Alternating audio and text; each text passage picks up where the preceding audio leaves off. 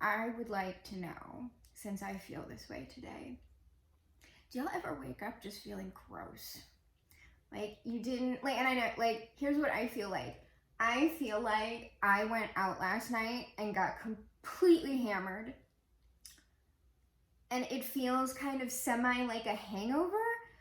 I did not drink, like, I don't even know the last time I had a single drink, an alcohol, like maybe 2 months ago. So I don't know why. I think it's just because I stayed up late. Like, I typically go to bed, or I try to go to bed super early because I have an incredible amount of trouble getting good sleep or any sleep. So I start early. And last night, I went over to Karen's because they made a couple of us dinner, and we watched the new Suicide Squad movie, which I think I actually am going to talk about. Like, I was joking about it. Like, I'm going to make this 5-hour video about A, B, C, and D, but I'm probably actually going to talk about it because, just to let you know, I'm really ambivalent about, like I want to say comic book movies, but it's not, because like there are some movies where it's like a standalone graphic novel that I don't even know it's based off of a graphic novel that I will enjoy. But what I mean basically are like the large Marvel franchises and DC franchises. I have seen more of the Marvel movies than I have the DC movies. And I've enjoyed some and thought some were dumb, but I don't have any strong feelings about it. Like, some people have very, very strong negative things to say about comic book movie franchises and franchises in general.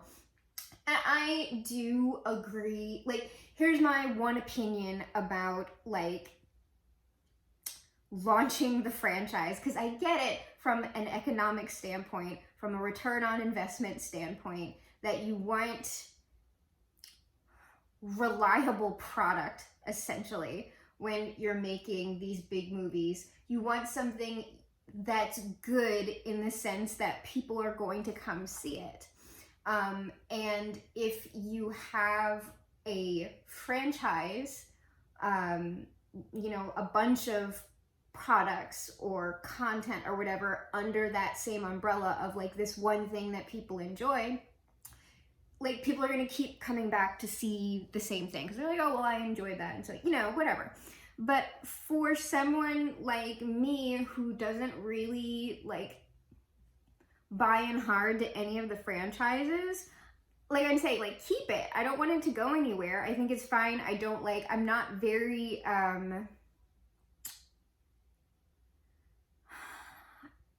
like, I'm not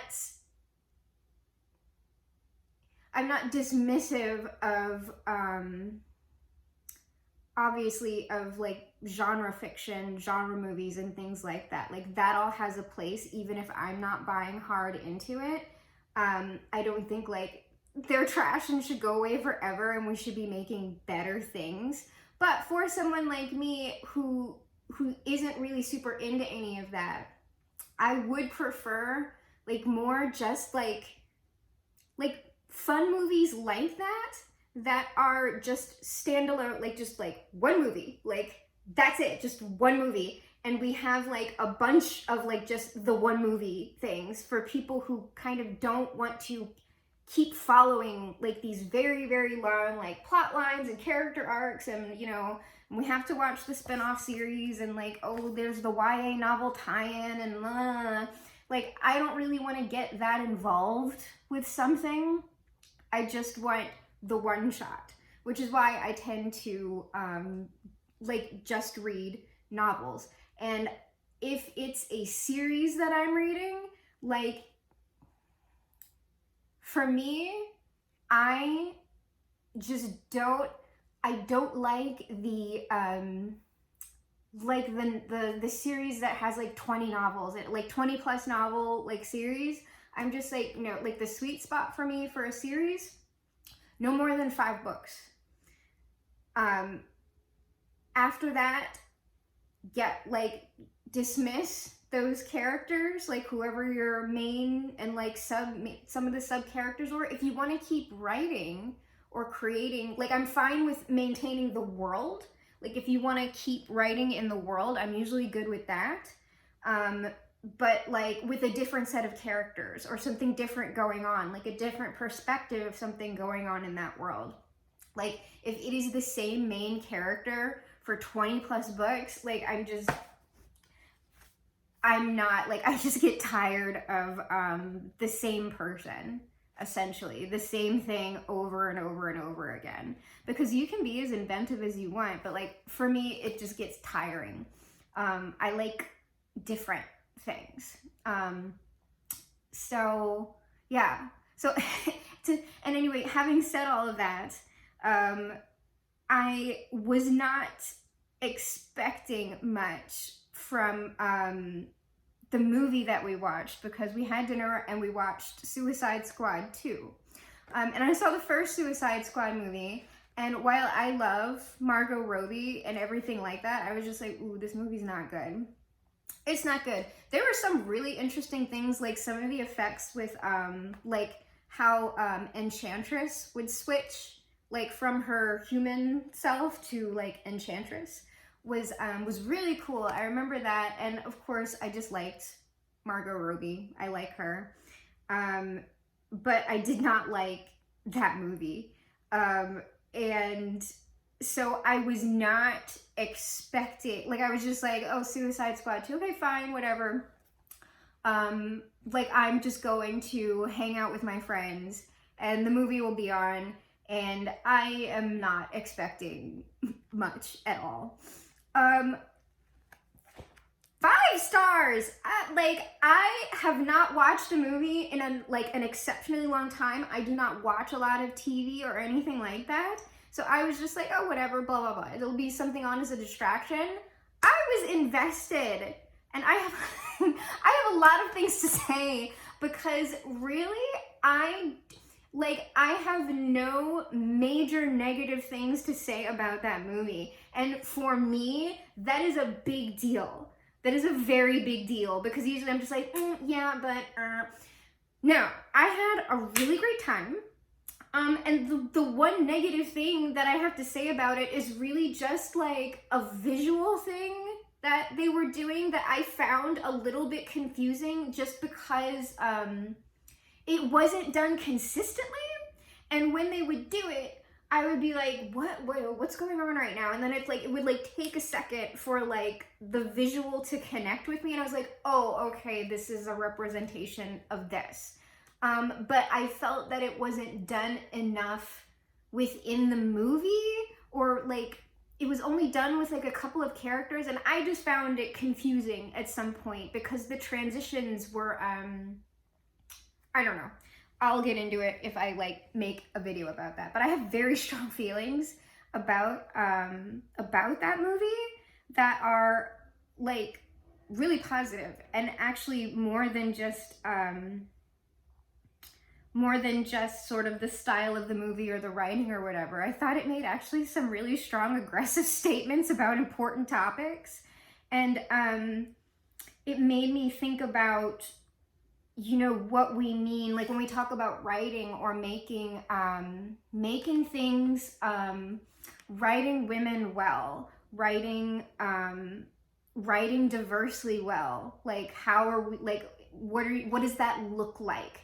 Because often, and I'm going to talk about it with women for the most part, because that seems to be like where like a lot of the conversation will be centered, like how are the women written? Because I mean, to be frank, a lot of times from particular authors, they just don't write women well. And I think that when people hear that feedback and they hear like, oh, you know, you're really not writing strong, like that's the thing, like strong women characters, that like tends to be received as, oh, she needs to be like more violent. Like that tends to be, it's like she needs to be like an action like type, like badass, right? Like a strong woman character will kind of equate to she needs to do badass things. And I actually don't want to gender that, because I have found that kind of reductive thing like kind of across the board. Like when I hear, like usually when I hear someone say, oh, you know, this book or this movie was great, like it had like a really strong, you know, woman character, and I'm just like, did it? Because strong, I think it's the word strong. What we mean by strong, or you know, what I typically mean by something written in a strong way, isn't necessarily like physical or even mental strength. Like you can have a very, very mentally fragile woman character and have her written in a really developed way. It's about writing anyone, because you know, you can say like the opposite, like when you're gonna read a genre romance novel. I'm not reading a genre romance novel and going like, oh, this, you know, this male character, this man was written in a very real way, because typically it's not, right? I would say that the discussion tends to be weighted towards women characters and characters that are people of color, just due to the disparity in social dynamics. So no one's really criticizing, for the most part, people who maybe aren't writing men well, but like I know that when I read anything where I feel like this just isn't, like, what are we doing here? Like, why are all the men, because I've been in writing circles where I will pick something up and I won't know what to tell a writer, because like it's sort of like all of the men will be written in this very cardboard way, where basically all they are like super pig people. Like essentially they are just there to establish that like men or patriarchy are terrible. They're just kind of mouthpieces for the patriarchy. And it's just there to kind of provide the character who is kind of standing against it something that he, she, or they can tear down very easily. And it's unpleasant to read either way. It's just not, it's not enjoyable. It's not good writing. Like even if you have like someone who's a super pig person, what is more interesting to read is getting into why they are a super pig person, because that kind of stuff doesn't come out of nowhere. And if you aren't giving me a well-developed character who has like that level of complexity going on, like I need to see that. I am not, and people in general aren't going to be invested in what's going on in your story. Things just tend to be more complex than I think we give them credit for. And so when something that is a genre piece of media comes out and does that really well, and it's funny, and it's actiony, and it's quick, and it's like a popcorn movie, but it's also making statements and doing a lot of things right with a lot of different characters across the board. It's just something that I want to talk about, because it's like I want to see more of it, first of all, so I want to point out like, hey, this is how you do this. Because I think a lot of people get confused about like, oh, so you're saying like we can't portray like the big R, right? Or something incredibly, incredibly violent in maybe a darkly funny way. Like that, like people I think get confused as to why was this particular piece of media okay while this particular piece of media wasn't. And it'll tend to be like chalked up to, oh, well, maybe this, you know, piece of media was created by like a woman and this was created by a man, and it's only okay if like women write about certain things. And like, and that's not the case. It's just that when you are very, very adept at reading between the lines about like feeling the intent behind something, it's very, very hard to ignore that in a piece of media. Like, you can have a piece of media that is aggressively violent, like lots and lots of violence, like against like women, against whoever, and it doesn't necessarily make that piece of media like misogynist or anti-woman. There is a tone. It's sort of like a pervasive perspective of the person or people that are in charge of the creative direction, either of the movie or the author, if it's an author writing a novel or like someone creating a video essay or whatever. It's like the way, it is the way it is done and not necessarily the thing itself. And I think some people can tend to be confused by that because it seems like, it'll seem like a double standard, and it's not. It's just that some people aren't aware of their own biases, very, very deep feelings of anger against other people. But I promise you, even if you are not aware of what's going on inside of you, it does come out in your art. And that has happened to me, not in like not in a misogynist way or a sexist way or a racist way or whatever. I remember somebody reading something that I had posted to Wattpad, and I was just like my mentality was, oh, I just want to write a fluffy romance, and it's just like, I'm just gonna toss it up, I'm not gonna do anything with it, whatever, and no big deal, right?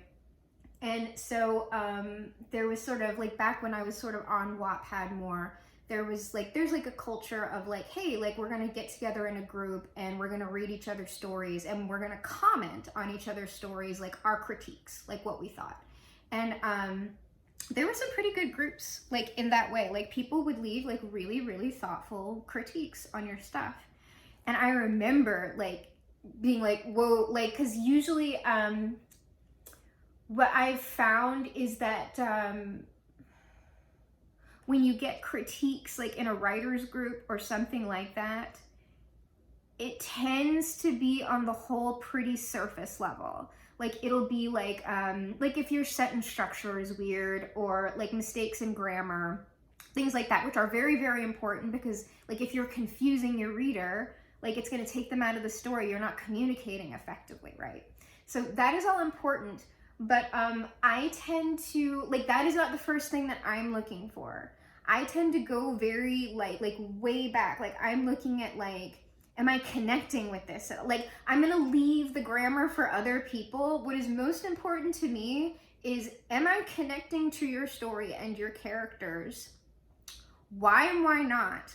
And is that because, like, this piece of fiction is just not for me? Which has happened. Like, there was somebody's work I was reading and I was just like, this is really great, but I don't like it. Like, that was the thing. Like, I didn't like it. I didn't like the subject matter and I didn't like the characters. There was nothing wrong with the writing. Like, to me, it was really, really good. And I was actually pretty compelled. Like, if that person would have kept writing it, I probably would have kept reading it. Even though it was like, not like, I was just like, ooh, I kind of hate these people.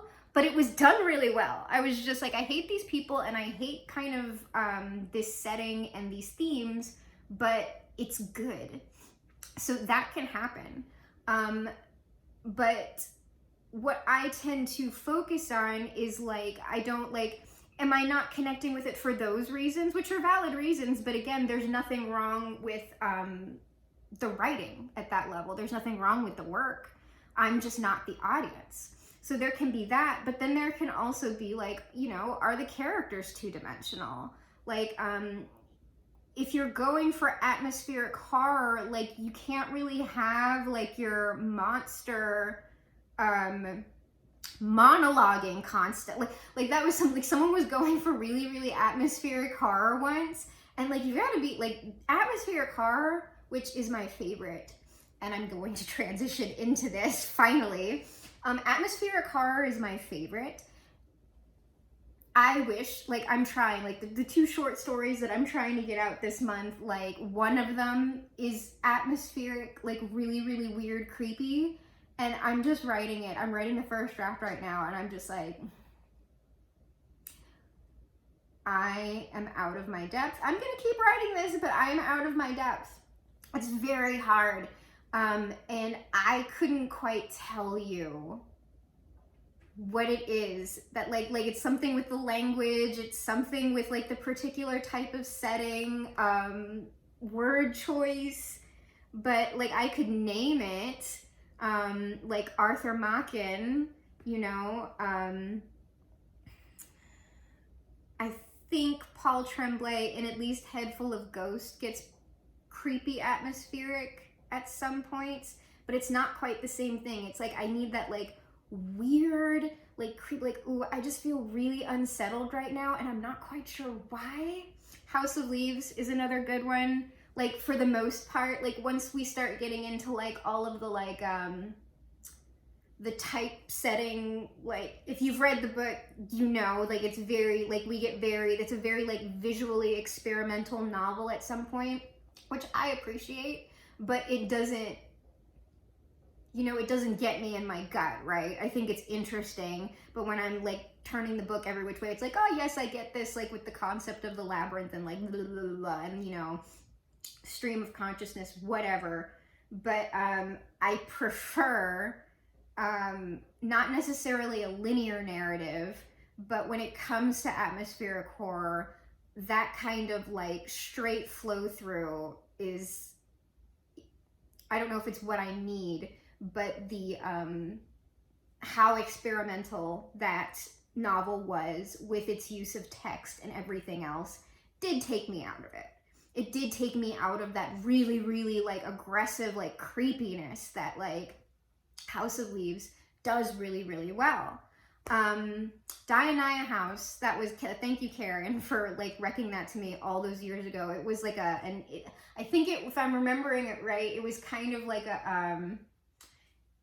it was a semi-interactive story. I think that was supposed to be like a lead-in for a movie that like never happened, but it was also really creepy.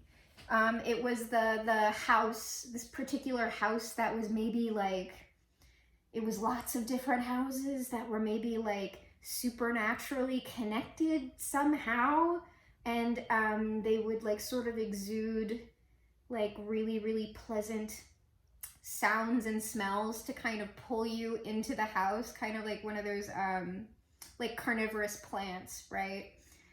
Lure you in with that, and then you know, something would happen. Like what's happening? Like, because that's the thing. Like you can't like once you go very frontal with your with the thing that is creeping you out, it's like, like it's done. Like the creepiness is gone. I've seen the thing. It is now not scary to me. And like the horror will typically transition into maybe like splatter or, you know, body horror maybe, like, because there is terror, like when after we see the shark in Jaws, right, which love Jaws, what is horrible, what is horrifying is like, oh my god, like there are these 3 characters that I care about very much. We're on this freaking little giant shark, like, oh my god, who's gonna die? Like, are we going to survive? Like, that becomes the horror. But until that point that that you've seen the shark, what is going on like in the beginning of the movie is the suspense, and that like you can't see it, right? Like you don't know where it is. I mean, you know that Jaws is a shark, but like within a haunted house type of story, the creepiness and what's getting to you is, I don't know what it is. And so your mind, if you're like me, is like, like that's where the horror is being generated from me. So it's actually a lot of like really subtle things that you're doing in your story. And when you get very, very frontal, when you're going for atmospheric horror, it is just not going to work. So yeah, I'll talk about the Suicide Squad 2 probably soon. But what I'm actually doing today, over the next couple of days, whatever, is I wanted to try out a read me with Mage of the Hellmouth. This is one of the books that I got from the Curiosities and Oddities Expo from John Wayne. If it's Comunale or Comunale, I'm so sorry, but you know, there it is. So these are, I got 3 little novellas from him. I've read Sinkhole already, and I'm going to reserve my thoughts about that. Like maybe I'll talk about all 3 and my thoughts. But I decided I wanted to read this one because since I've been kind of, I think talking a little bit about like I used to be like way more into like role-playing games and all that stuff when I was younger. And sometimes I just went like, oh, like remember, like this was so fun, like D&D was so fun, blah, blah, blah. And I was talking about like the Satanic Panic kind of. And so I really, like, I figured Mage of the Hellmouth is, my impression is that it's going to like play, like my prediction, right, is it's going to play maybe off of the whole like role-playing games. You know, when your kids are playing role-playing games, they are actually doing witchcraft and summoning the devil. I promise you, like, probably, like, I have no idea, like, you know, I know I, you know, am doing some basic occult practices within my own spiritual regimen right now. I promise you, you know, the devil's probably pretty hard to get on your speed dial. And if you can just go to Barnes and Nobles or Amazon and shell out like 30 to 40 bucks for a core rule book, 15 bucks for some dice, and Satan's gonna be on your speed dial, like, I don't know how significant is that really. I feel like probably they should be harder to reach. I mean, you should expend some effort if you want to make a deal with the devil. But anyway, so I, you know, I kind of like, I'm tickled by that. I'm always kind of like, really, that's what you think about role-playing? That's really what you think is going on with role-playing games? I promise you, it is really just aggressively nerdy and typically a good time. And unless somebody's exercising their bizarre, unhealthy friendship or relationship dynamics through their characters, you know, it's typically fun. And that latter stuff is kind of the most toxic you're gonna get. Like, I promise you, you know, until I hit my 30s, I have been doing some form of role playing with people since I was like 13. Never encountered a demon, promise. Never, it did not, here's the thing, I was already super exploring other faiths practices, which included witchcraft, which included, I don't even know if it was really what you could be calling the occult at the time. But I was already interested in that. So the role-playing games were not my gateway drug. But, you know, I think it would be fun. Like, I get a very, like, nostalgic feeling about stuff like that. Like, instead of role-playing now, usually, like, I'll tend to like books about people who maybe have that as their interest. Like, the characters are interested in that. Or the characters are really big gamers or, like, aggressively online or something. So we'll see. Like, so let's see my thoughts. Well, actually, let me read the back. Okay, so here is the blurb for Mage of the Hellmouth. Jake loves his job working for a local family-owned craft ice cream factory. Delicious. it's probably too much to ask that they're gonna do like some food porn in this, maybe. Like, I do kind of like when that happens, like when someone is like, we work at a bakery and they're just kind of aggressively describing like what kind of cupcakes. I'm just like, ooh, yeah, like tell me about these cupcakes. So Jake works at a family-owned ice cream factory. That is until the demon shows up. That is until he's transferred to the company's main facility on the other side of town. Wow, they're really profitable if they have a main facility. Crap. Ooh, it probably is demons because like in this economy, a local ice cream, like, yeah, they probably did some deals with the devil, although I don't know how this is relevant to role-playing games. The new workplace means new rules, and that means no more showing up on the job stoned Jake. Well, he's not operating heavy machinery. Whatever, ice cream factory, like snacks, that's a stoner environment. I accept it. No more showing up to the job stoned and having 2 beers for lunch. No, actually, I don't accept it anymore. Jake needs nutrition. We've got ice cream, we've got weed, and we have beers so far. No protein or fiber. This is satanic, at least with the dietary regimen. The new position makes him uncomfortable. Oh. And while he's told there are numerous coworkers, they never seem to be around much when he's there. What if he's just a crappy, like what if that's the twist, right? Like maybe he's just a crappy person and everybody's avoiding him. When his best friend goes missing and his new supervisors show up at a party, Jake begins to dig deeper. All of the strange occurrences seem to connect to a discontinued role-playing game Jake owned as a child, Mage of the Hellmouth. It all leaves Jake wondering what secrets are hidden in the ice cream. Okay, so prediction. Soylent Green is probably people. Demonic bargains to like, you know, make the ice cream super addictive and delicious. Like they're sacrificing people into the ice cream so it sells really well. Here's the thing is though, I don't understand how Mage of the Hellmouth and the role-playing game is actually connected to these other things. I don't know. Okay, so here, like I'll list the predictions. Like official predictions.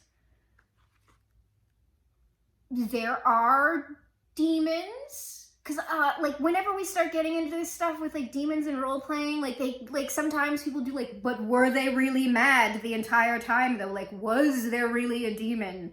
They were just insane. Oh, like I kind of hate that when it's done poorly. Oh, that makes me think of that Leonardo DiCaprio movie that people really like, but I thought was really, really dumb. I think it was a Scorsese movie. Shutter Island. I think that's it. Oh my God, it did that. He was really mad. Spoilers. He was really mad the whole time. I was just like, I got to the end of that and I was just like, and I was thinking it at the beginning of the movie. I was just like, ugh. Whenever there's like an insane asylum in a horror movie, it's always like, he was mad the whole time. It was just in his mind. And I'm just like, I feel cheated. But let's just say he's not going to do that. I might shout a little if he does do that.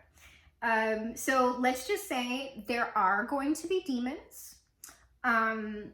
Somehow, like maybe like the ice cream factory is super profitable because they are sacrificing their workers into the ice cream to make it super delicious and enticing to customers. And so this is satisfying the demonic bargain, and they're using demon magic to just make the most scrumptious treats. There's a prediction. When his best friend goes missing, ooh, best friend's in the ice cream, bro. Probably. I have no predictions for the Mage, like, I have no predictions for the role-playing game. Like, I'm actually kind of, like, I'm confused, but very interested to see how role-playing ties into the ice cream factory. So yeah, I guess, like, so we only have really 2 big predictions here. There are demons and Soylent Green as people. Those are the 2. So, let's see if I'm right.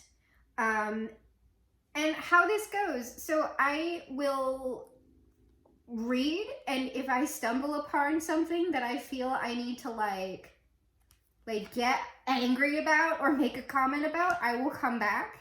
And then at the very end, I will give my overall impressions. Okay, it's been 2 seconds since I stopped the last segment and started reading this, and I'm already screaming about something because I said, reading the back of this, when Jake said he was a stoner, I was like, oh, you can't like do that. And I was just like, oh, well, I guess like it's fine. It's just an ice cream place. He's not operating any heavy machinery. Literally, page 1. Jake and Max had long ago fallen into the routine of smoking a bowl before their shift every morning. Jake worked at FanMart longer than Max, but only by a couple of months, and the 2 bonded over a shared affinity for marijuana. Of course, the company didn't particularly like employees to get stoned before operating heavy, so they are operating heavy machinery. That's so irresponsible. Like, they don't do random testing. But if the higher-ups ever worked one day on the production line, they'd realize just how necessary the pre-work was. Yeah! Fuck the man! Get him on the line. Get him on the factory line. Like, you don't understand? I am saying, though, I'm nervous about people's limbs.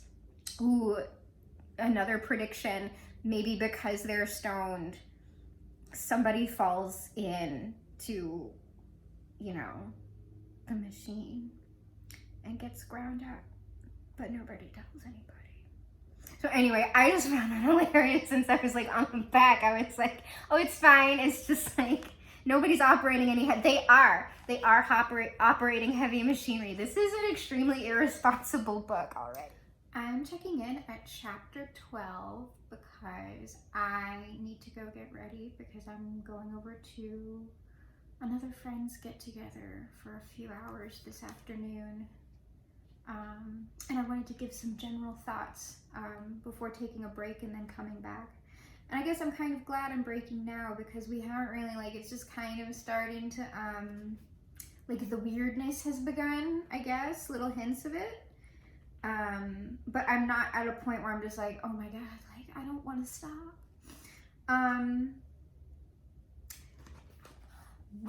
So my general thoughts right now is I'm not really scared. I am curious. I'm mainly curious about how this ice cream factory and what's going on in this ice cream factory has anything to do with role-playing games, because we're at chapter 12 and like that has not been, like, that's not been talked about at all. And Jake's not really, Jake is, well, we did read the back, so we know Jake is the main character. He's not really a gamer, he's just like a stoner. And there have been lots of scenes of him smoking, but I knew. So I was just like, okay, but I'm wondering now if that's gonna taper off now that we're starting to like ramp up a little bit with like, oh, nope, it's about to go down.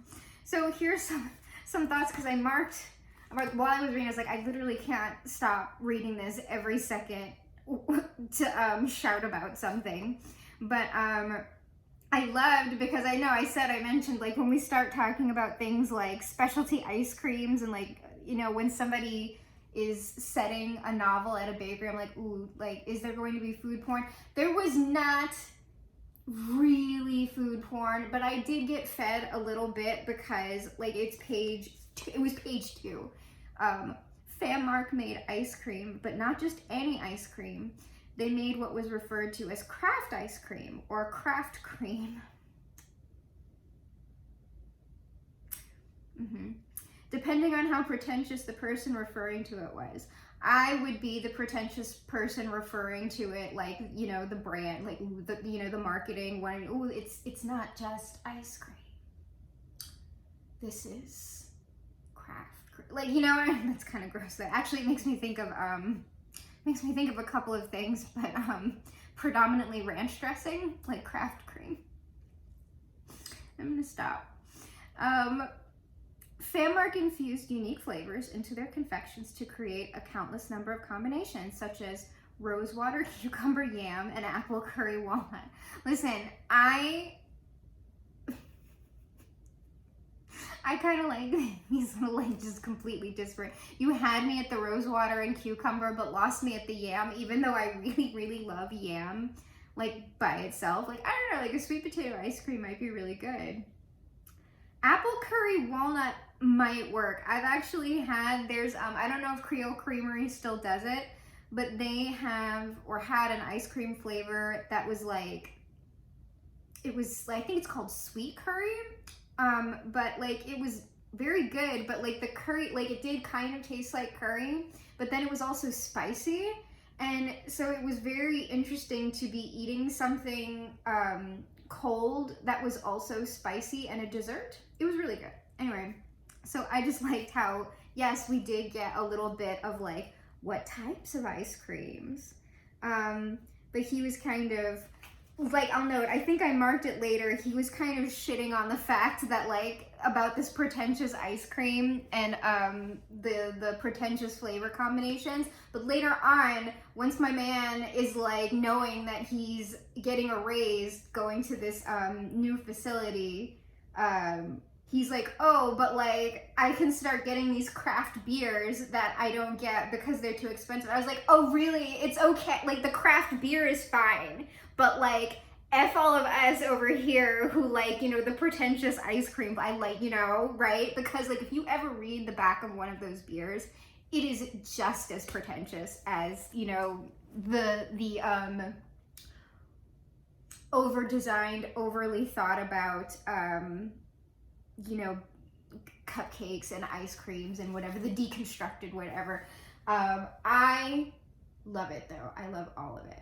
But I liked that Jake was picking and choosing like what's you know, what's okay to get like really precious about, right?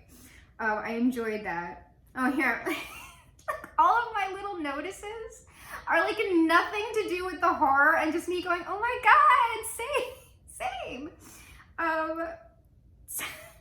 So this is after we kind of get sort of a rundown of what, you know, a day kind of looks like for Jake at the prior facility that he works at. He's kind of home chilling out, and like his friend is sick for some reason.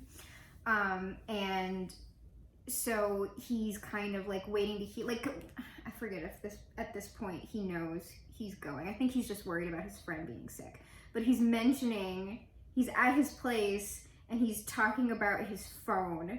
So he rolled over, sat on the nightstand of his bed while exhaling, and placed the pipe back on the nightstand next to the telephone he'd had since high school.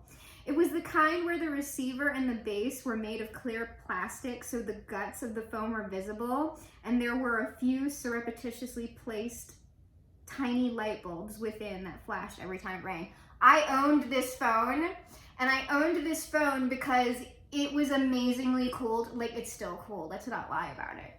But I remember, I think like, I forgot how old, really young. This was back when like Nickelodeon was still doing Snick, if anybody remembers that one with me. But part of Snick was Clarissa Explains It All. And Clarissa had one of these phones. So when I was just like, that is the phone I must own. Because it was unrelentingly cool to me. And I did end up owning it, but it wasn't until like years later. And yeah, the lights like flashed and everything. Anyway, shout out to that phone I had when I was like a tween. But actually this is a little bit like, when I got to this point and he's like using like a standard phone that is plugged into the wall, I started questioning. I was like, is this like, is this current? Like, are we in present time, or was this actually before cell phones? But then it's established later that he does not own a cell phone because they're out of his price range. But he's referring to it as a cell phone and not a smartphone. And it could just be because I am an idiot, but I don't think it's been established what year it is, if it is not kind of like supposed to be reading as present day, right? So I don't know. Oh yeah, and this. So he's worried about his friend. He's like, what? Jake knew he had to be at least partially right. Otherwise, he would be as sick, since they both smoked from the same pipe several times and were in fact the only people to smoke from it all day.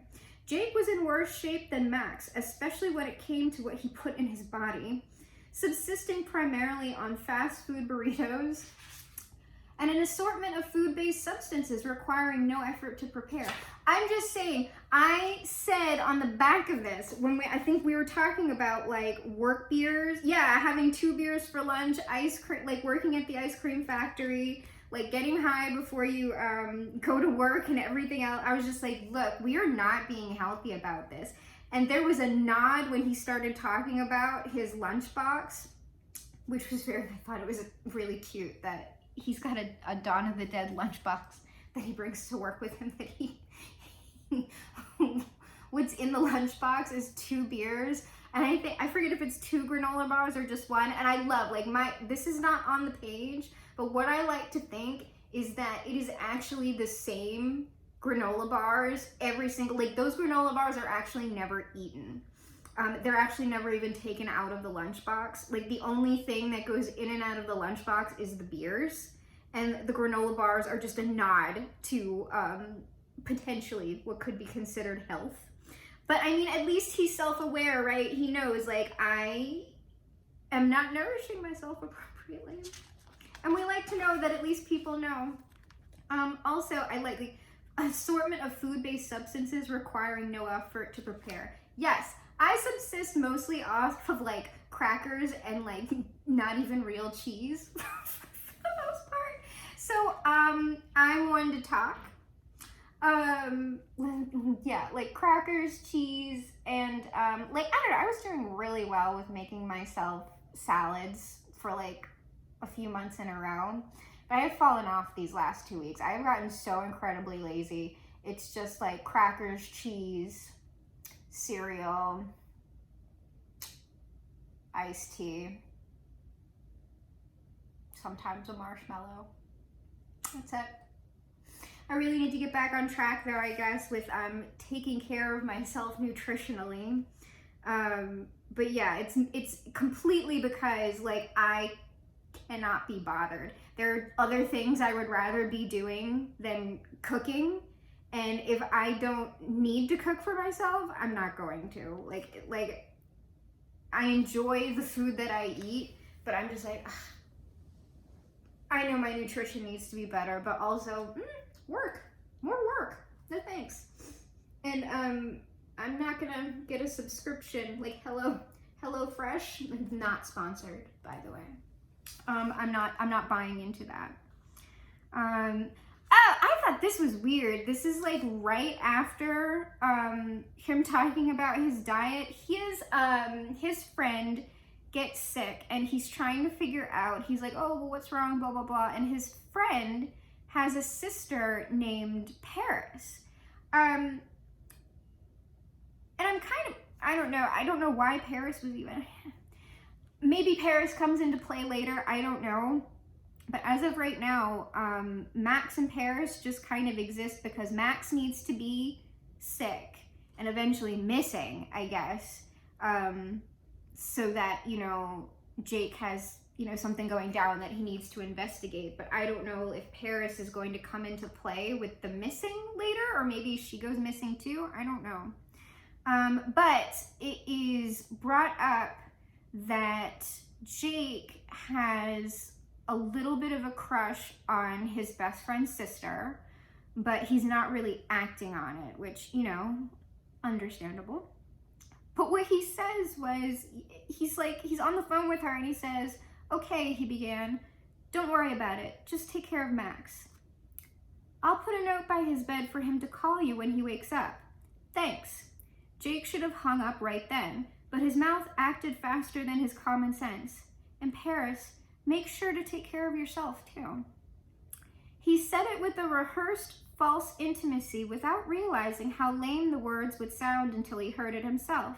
Paris hung up without a reply, and he hoped she'd disconnected before his bumbled flirting attempt. But he knew she hadn't.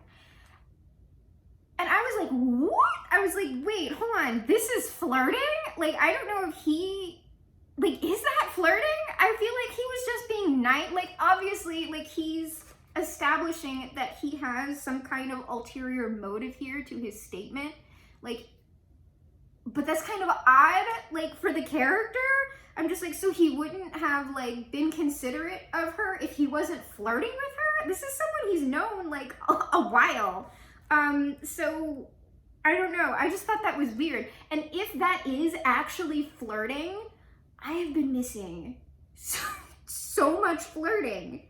This is just being nice to someone who I don't know. It's just expressing, like, care and concern because he knows his friend is sick and he, like, I think they, I think this is after it is established that he had to go to the hospital because he was so sick and now he's back home and stuff. So, like, I don't know. I mean, it does sound like make sure to take care of yourself too, like, is kind of like, but I mean, I don't know. I probably wouldn't, if this was someone I had known for a long time and they were just, like, being kind to me, I wouldn't register that as flirting.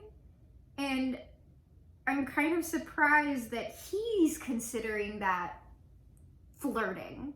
Because what that suggests to me is that he wouldn't express care or concern for someone, or maybe, like, not someone he was sexually interested in,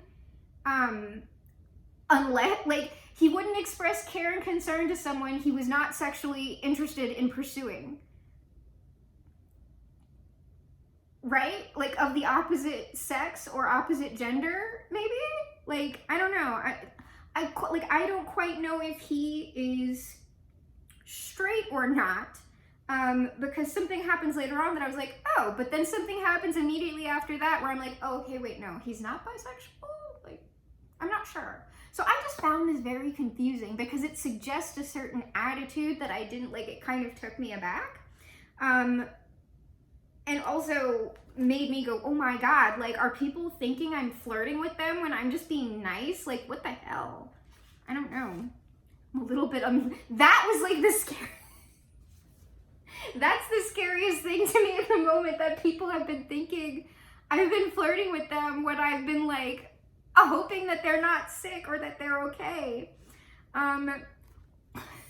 Also something, the first thing to trigger me in this book, I didn't mark it, but, like, at the very, very beginning, he mentions workman's comp, and I'm just like, oh, like, because I work, like, adjacent to the, I work adjacent to the insurance industry.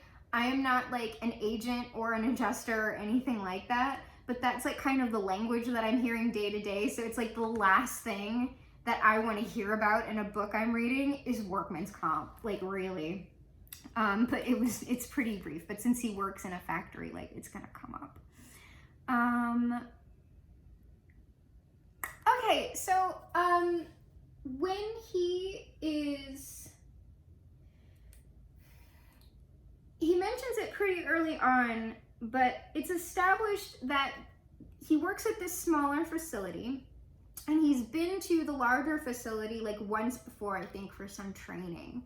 And he comments that for some reason, the larger facility makes him uncomfortable. But he can't quite tell why. He's saying he remembered the machines he'd seen the other time he'd been there at the larger facility, and how foreign they looked. He knew it wouldn't take more than a day or two before operating the odd-looking equipment became commonplace for him.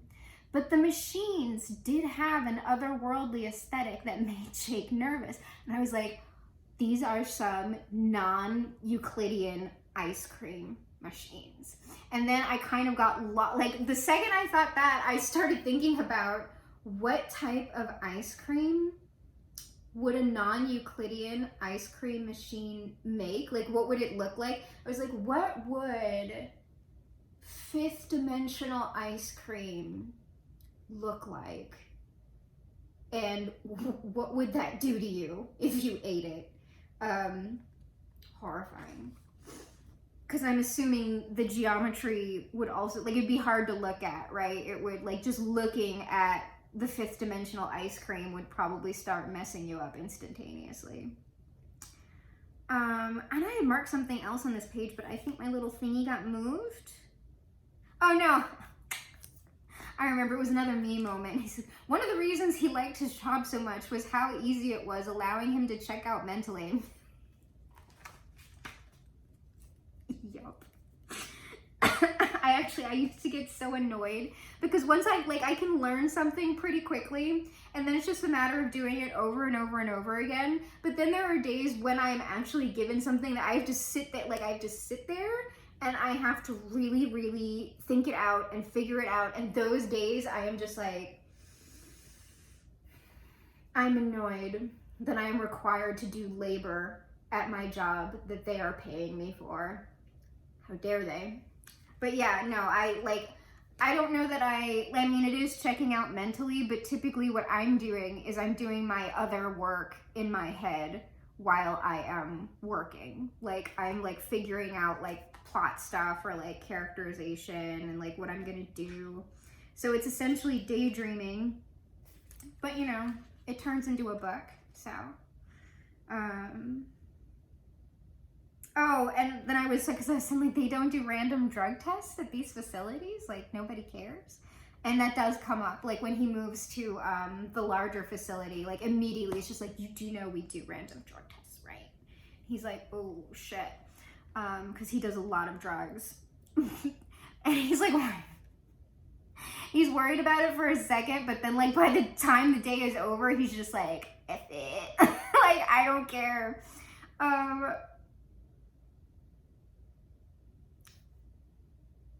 Okay, this is the part where I don't know about shock, but I just wasn't expecting it, and I started cracking up when this happened, and I was slightly annoyed. I was just like, this is so random. Why is he even bringing this up? Like, what the hell's going on? It does, though, come into play later, because that's what I was annoyed by. I was like, you can't just talk about that and then, like, not have it do any, like, you can't, like, just from my, and when I get to this you'll understand, but just from my history of writing adult romance, it's like, you cannot just, like, say that and then, like, not have anything happen with that. It's like Chekhov's gun, right? So he is in the locker room because he has to change into specialty clothes to work at the facilities, and he is being taken around by a woman who he's describing as attractive to himself, called Elise. That's like his training person. So he is in the locker room looking for his locker, and he identifies, like, his name is written on this thing. And he says his name was written in a neat, feminine-looking script as he assumed Elise had penned. He briefly wondered if she'd written on the tape and sent a male employee in to attach it, or if she'd entered the men's locker room to do it herself. Was coming into the men's locker room something she did often? And if so, would she have no qualms with bursting in to tell him to hurry up? And at this point, I'm like, what? Why is that even a thought that is entering your mind? He opened his locker and began to change as he indulged the thought a bit further. What if his pants were down around his ankles when she entered, and then, you know, we cut off. Jake felt the smallest amount of blood beginning to pre-plump his penis from flaccid to what he referred to as a half chub. I was not prepared for there was like no kind of like preamble to this. Like all of a sudden we're going through kind of like this rote thing, and all of a sudden Jake is talking about his dick, and I was not prepared for that, and I was just like, okay, well here we are. But at the same time, like, how did we get here? How did we get here? And like, once this happens, he's like, oh no, I can't think about this, like, oh my god. And he kind of like refocuses, and like at this point in the story I was just like, Jake, focus. Like, we need to, this is the first day at the new facility, like, oh my gosh, like, you're gonna get in so much trouble. And the thing is, since there's been no real, like, besides him talking about like having a crush on Paris or whatever, there's been no kind of him aggressively like sexual, like he's not, like, I would not describe him as like a misogynistic character by any stretch of the means. Like, he's not like going around like objectifying everything. Like, he's kind of observing like what is attractive to him and what's not, at certain points in the story. But like, it was jarring to me to have like none of that talk whatsoever, and then immediately be talking about someone's dick, and then immediately not be talking about someone's dick. And so I was just like, and as a romance writer, when you start talking about someone's dick, that is going somewhere, usually pretty immediately. So I'm just like, maybe I'm just not you. And here's the thing, no, I've read other horror, it's just that like, it hasn't come up. Or usually if stuff like this is coming up within the context of horror, it's typically more immediate and like more graphic, and it'll be kind of like mixed with like all the violence and everything else. And like, you'll know going in that that's what type of book it is. And it's typically like, when I know that, it's not my type of book. But like, it's fine for other people to enjoy. Like, if you want to do like splatter or whatever, it's fine. Like, some people have a lot of fun with that. But it was jarring to me, and I was just like, is this just like the character being written strangely or whatever? I don't think so. And I was happy to see it come up later, because I was just like, I don't know, Jake, like, there might be something up with you. Or I just don't understand the way men think at all. Probably, that's it. Oh, and he'd stashed a joint in the console of his car so he could celebrate his first day at the main Fanmark facility on his drive home. After the day he'd had, he now viewed it as more of a coping mechanism. And I was like, you're just now considering your propensity for smoking as much weed as you do, as like that just entered your mind on this particular day, that your smoking habit is a coping mechanism. But not all the time, I think just for this particular day. But I like the way that he is written, his internal monologue, it strikes me as like it's never established that like he has anxiety or generalized anxiety disorder. He reads that way to me.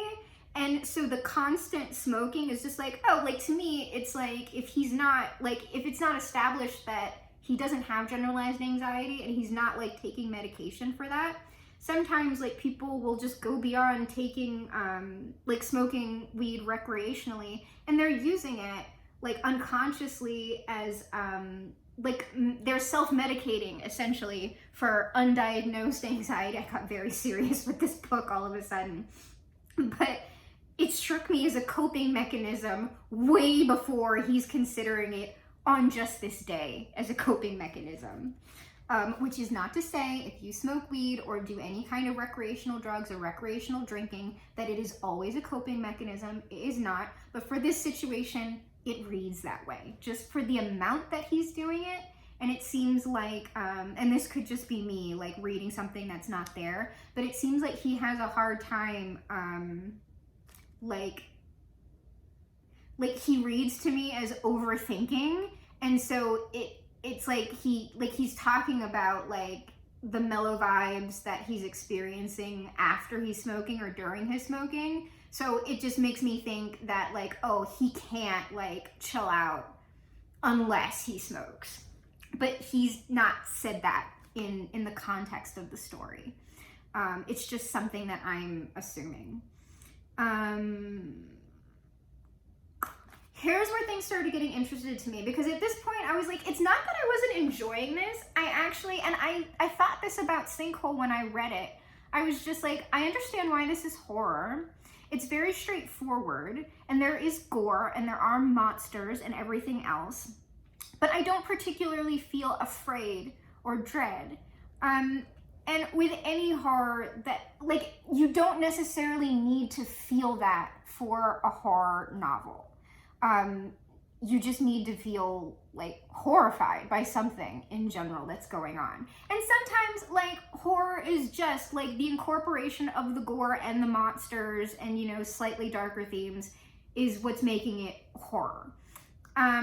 So it's not something that has to go on, but I wasn't really at this point, even though I enjoy, like, the voice of this is very,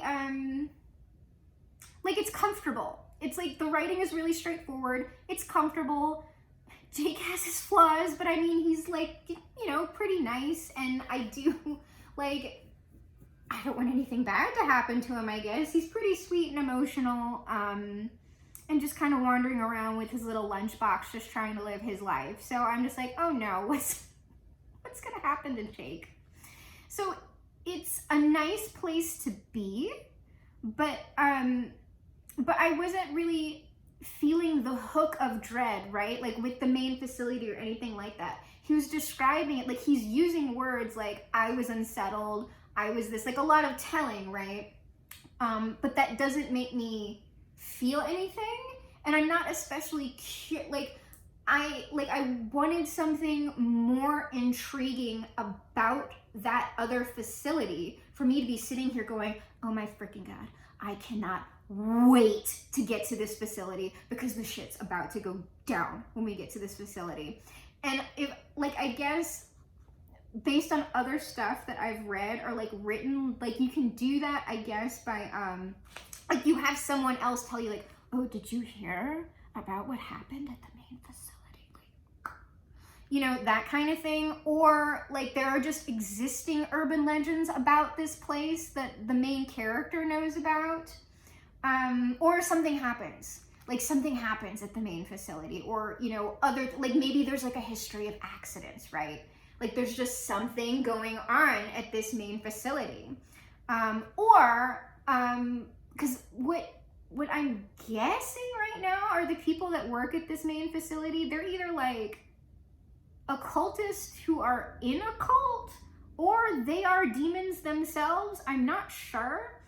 Because they're all wearing these like red string bracelets, and I'm just like, oh my God, Kabbalah slander. That doesn't necessarily mean that though. And he's saying that there are these red lines, like there's lots of red. There are red lines in this facility. He's got like red cuffs. Oh, they're the puppet masters, aren't they? Red bracelets, red. Like he's got, here's the thing. Jake is not wearing red bracelets, but from how this is described, when he puts on his work gear, it's described as a lab coat. When he looks at the inside, I believe he can see that there's red lining in the cuffs. So I'm assuming the red lining in the cuffs is somehow diabolically connected to the red string bracelets that these people are wearing. Perhaps. If he is just mad, I'm gonna be upset. So yeah, I was like, okay, well, you know, maybe they are a cult or whatever. But this was where I actually felt that I was like, oh, okay, that's actually really interesting and creepy. And like, I feel like maybe if this would have been sooner, it would have caught me more. Like maybe like, cause he mentioned he visited the other facility like way before he worked there, but it might have been better if he had these two people who are the supervisors at this place, come over to the smaller facility for like, maybe they're like doing an inspection or something, right? It's something with like new work protocols or something that they're disseminating. And what this, like the effects that these people have on the employees gets established way sooner, because it was just more, I was just like, oh no, that is kind of creepy. And then like it ties in later with him talking about his dick. So I'm like, Jake, stop. So he's now in his main supervisor's office. His main supervisor's name is Tim. He has noticed the red bracelets, and he is establishing that Tim is very authoritative and he's very like controlled about his movements and blah, blah, blah. Everything seems to have, you know, an intention behind it. And if you're an occultist, like, that becomes very relevant. So he says, I don't know, like I marked 2 things on this page and I'm not sure. I think I was going to talk about like telling instead of showing, like why this particular thing did not work for me, but then this is more interesting, so I'm just going to, like, I'll read the whole thing and then I'll say what was interesting to me. So this is Tim talking first. We're still figuring out where to put some people. So your first week or so, you'll be shuffled around doing non-machine related work.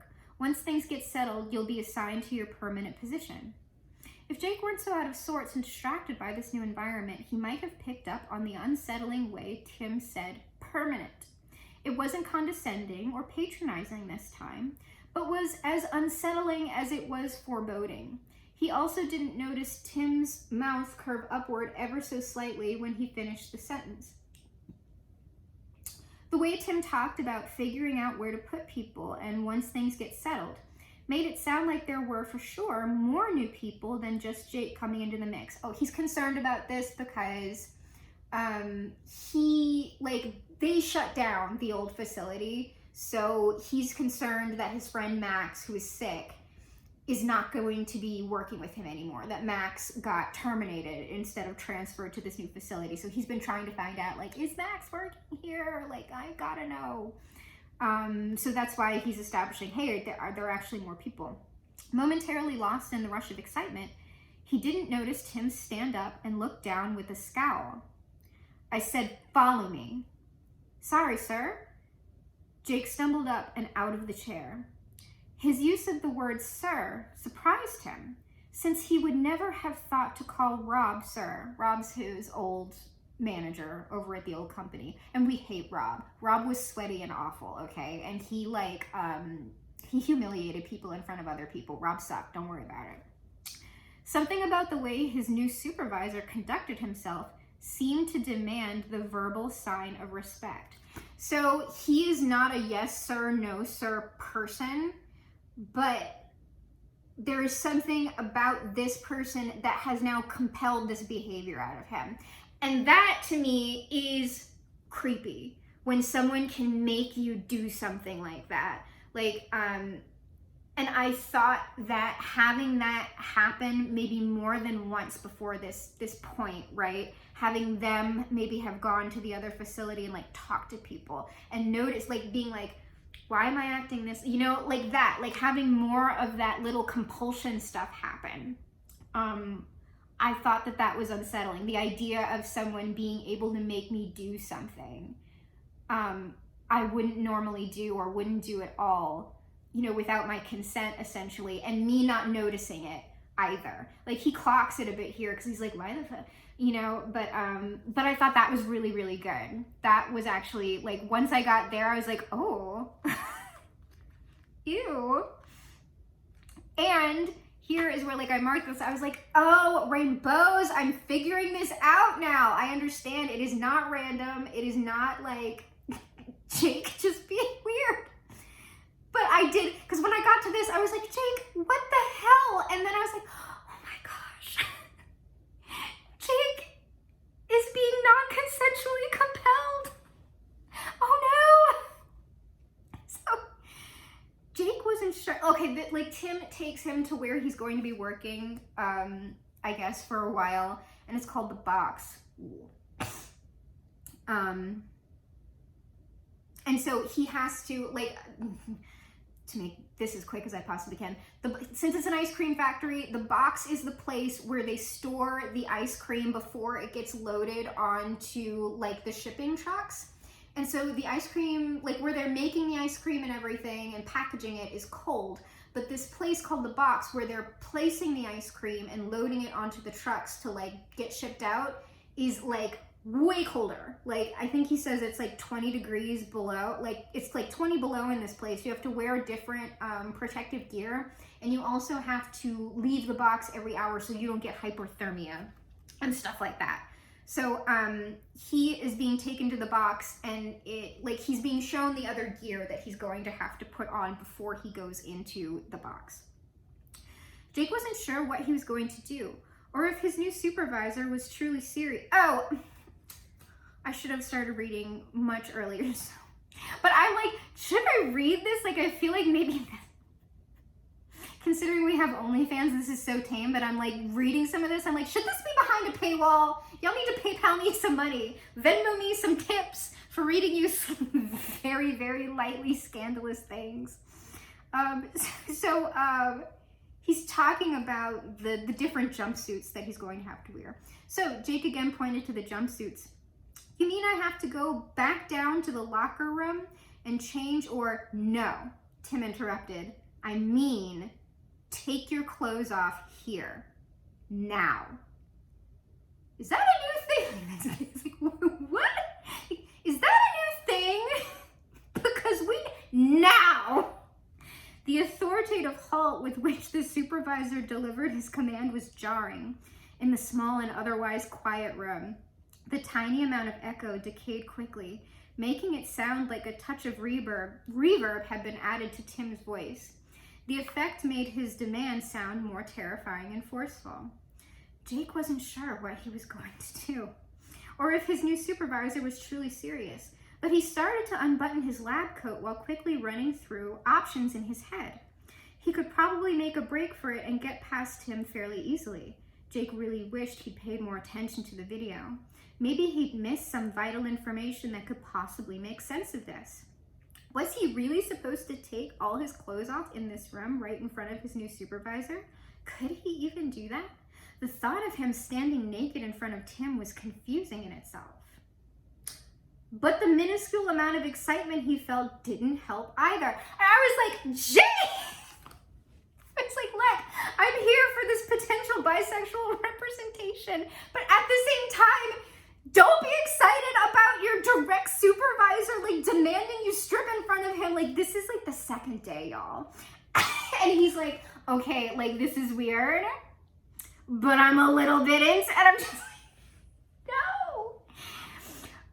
I mean, honestly, though, in the context of the story, a little bit hot. A little bit. So, from there, his mind went back to thoughts of Elise in the locker room, only this time she stepped into the room with Tim, wearing nothing but a lab coat one size too small. Jake stepped over to the wall and hung his lab coat on the hook next to one of the jumpsuits. He imagined Tim turning around to open Elise's coat slowly, one button at a time. Lost in the fantasy again, Jake didn't realize he'd started taking his shirt off until Tim barked again, snapping him back to reality. Mr. Bowman, what are you doing? So, like, it is revealed at this point that Jake has apparently misheard Tim and has been stripping, like, for no reason, essentially.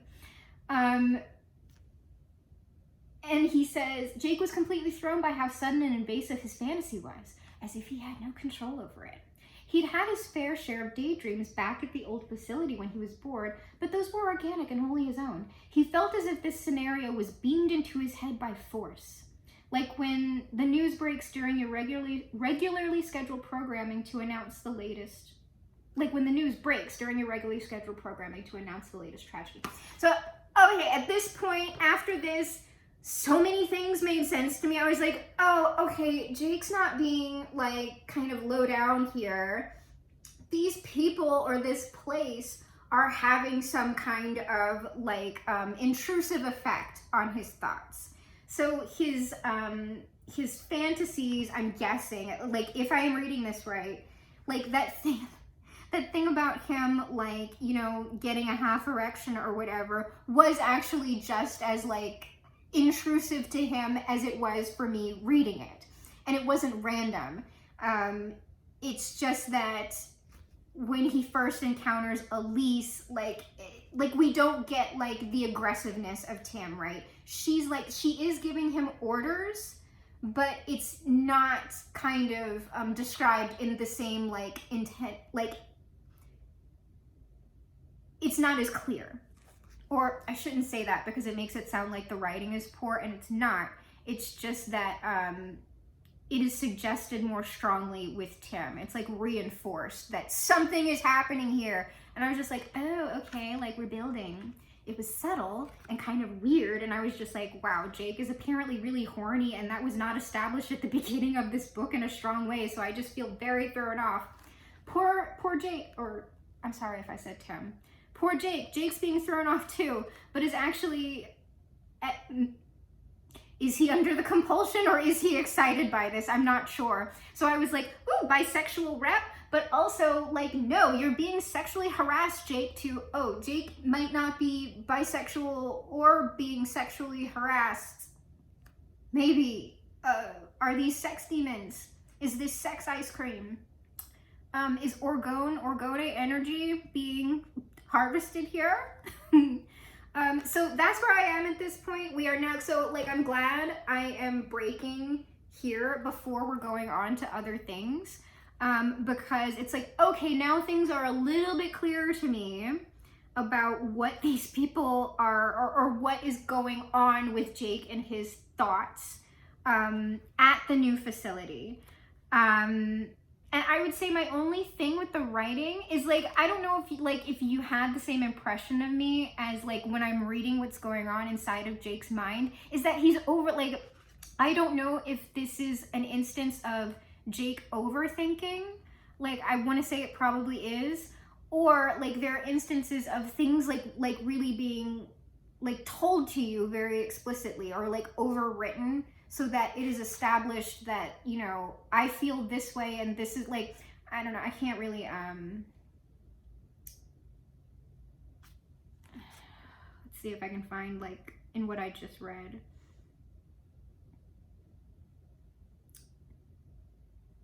Yeah, it's like the authoritative halt with which the supervisor delivered his command was jarring. Like, the authoritative command was jarring. The authoritative command jarred Jake. The authoritative command jarred Jake. In the otherwise quiet room, the echo made it sound like Tim's voice had a touch of reverb. The effect made his demand, like I'm rewriting this. I'm rewriting the thing. I'm like, because the way it's written now, it's like we can like take a lot of these words out and make it like much more like boom, boom, boom. Like it's not really written the way it is like being felt by the character. Like if we had him kind of like his kind of stream of consciousness, inner monologue, overthinking or whatever, and then when we got to this point, the sentences became like very like this, like his kind of unfocused quality came into very, very sharp focus and was nothing like how he was thinking. I think that would be interesting. And then after Tim gives the command, the effect made his demand sound more terrifying and forceful. Like there's a lot of that, like being told, like the effect is terrifying and forceful. It flat out just is terrifying and forceful to be God moded, right? Like to have someone have like automatic control over you. So I think like instead of that sentence and like doing things like with the language itself, you wouldn't need that sentence saying it was demanding and forceful if you just wrote it as demanding and forceful and how that feels in your body. Like, how did that make Jake feel physically in that moment? Is like how you would get to me more, especially if we did it like in contrast to his more like kind of overthinking type of thing. So we'll see. Are they demons? Are they occultists? Are there people in the ice cream? Am I totally wrong? And also, now that I've said all of this, how is a role-playing game involved? How? I am intensely curious as to how the role-playing... Oh my God. I just thought of something. What if this is one of those stories where they're like, at the end you pull back and it's the people playing the role play? Like, you know what I'm talking, like if you're a gamer, you know what I'm talking about. They're like, and it was really just a role-playing game, like it wasn't. And I was just like, oh no, don't do that to me. Please don't do that to me. If they're stuck in a role-playing game and that's the big reveal at the end of this book, this is so... I just turned to the acknowledgement sections and it says, special thanks to Grindhouse Press, Roy, Chris, and my drug dealers.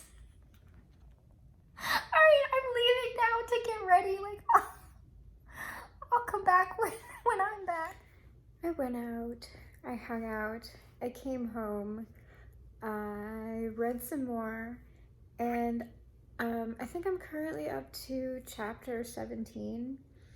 And I'm kind of just confused at the moment, but I don't want to talk too much about it because the time I came home, like, it was around 6:30, and I was kind of like, my energy was done for the day. So even though I read, I kind of want to wait to really talk about anything until my energy is a bit more fresh, because I feel like what if I'm just like kind of cranky, right? I don't think so, but like I don't want to talk about it like when I'm like low energy and kind of just not having it anyway. I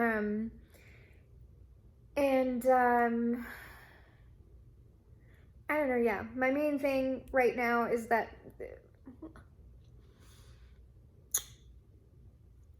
I'm just a bit confused after like a couple of scenes and what's going on, and I'm just like, because that compulsion thing that I was talking about before, so far that hasn't really happened again. But we got kind of like to the first like kind of big weird thing. And I'm actually not, like, I'm not going to talk about that like super spoilery. Like, I'm going to talk about it in general because it was interesting how it did not affect me. And I couldn't tell you why, but I'm gonna try and articulate why without saying what went on in that particular scene. But I am pretty tired, so I'm gonna wait until I have fresh thoughts about it tomorrow.